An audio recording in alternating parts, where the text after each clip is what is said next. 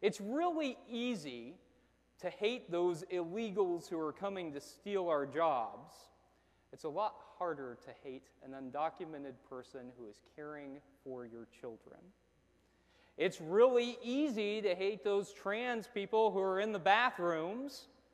It's a lot harder to hate your trans child. It is really easy to accuse anyone who has ever had an abortion of murder. It's a lot harder when that person is your 15-year-old niece who's been sexually assaulted and has to make the most difficult decision she has ever made. Relationships change the way that we interact with people.